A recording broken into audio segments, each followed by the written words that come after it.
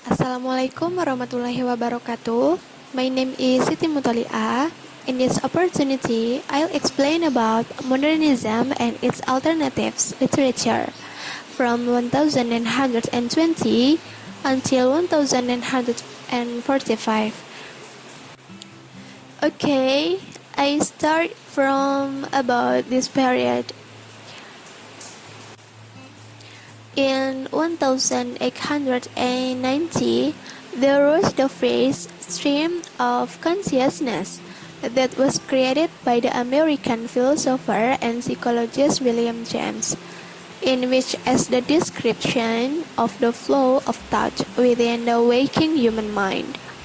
The phrase much used and abused in the criticism of the new fiction of the 1920 and 1930, as in the work by Virginia Woolf that tried to accept literature boldly to represent the flux of thought and feeling within a character without resorting to adjective description and to conventional dialogue.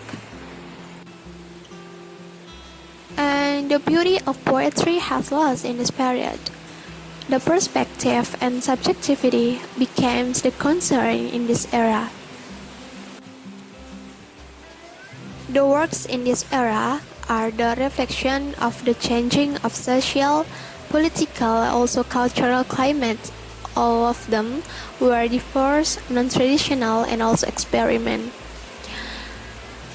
Pre-war London as a focal point in the international dissemination of an art which seemed as distinctly modern, like it was innovative, and also pre-war London had cautiously emerged as responsive to aesthetic novelty. About National Socialism, unfulfillment, what it claimed was the nation's unrealized European destiny. The October Revolution in 1917 had changed arts conservative Russia to a bright shadow of red. And also it had changed the crown and the rules of all post-war political discussion. And the optimism of progressive British intellectuals about the founded achievements of the first workers' state. It was formed by Soviet propaganda and by a pained awareness of the manifestly poor working and living conditions of the fellow countrymen and also women. In this period, the social reforms started by a pre-war liberal government, the condition of the industrial and agricultural poor, and also of the unemployed. It contrasts with the rich as it had in mid-Victorian Britain.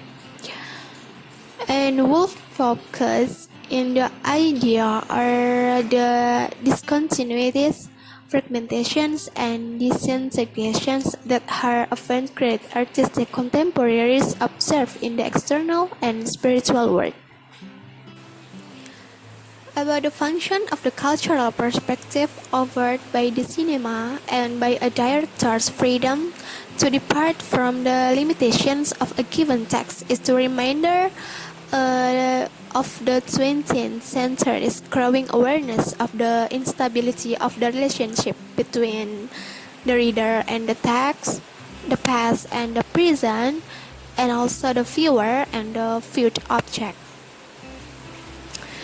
The renewed urgency as modernism developed into a variety of postmodernism, took the debates about tradition and rejection of tradition, about the very survival and value of the written word, and the last one is about the use and interpretation of history. Okay, next I move to talk about the authors or the famous one and the masterpiece or the work in that era. The first is James Joyce. He was the first modernist novelist in English. He was an Irishman who wrote Ulysses, that is the definitive modernist novel. and it became his masterpiece in the modern period. His influence spread widely throughout Western literature. The Ulysses, published in 1122. The second is T.S. Eliot, or Thomas Stearns Eliot. He was a keen and perceptive literary critic as well as a poet. His masterpiece is the book that titled Four Quartets. It consists of collection of 4 poems that were written by him.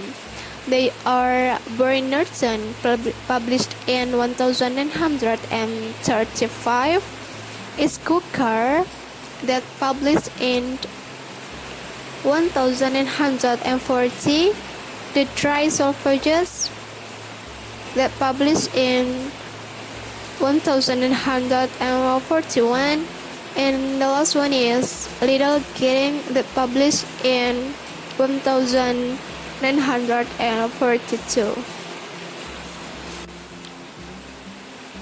Okay, the third is Virginia Woolf. She was the fellow novelist that was influenced by Joyce in her use of interior monologue. Her masterpiece is the feminist novels, as in The Voyage Out, that published in 1915. It is the experimental representation of consciousness in the novel that titled Mrs. Dallamy, To the Lighthouse and the Waves. And her last completed work, it is the novel that titled Between the Acts, that was published in 1941. Okay, that's all from me. Thank you for listening. May all those I have shared be beneficial for all of us. Have a nice day everyone. Wassalamualaikum warahmatullahi wabarakatuh.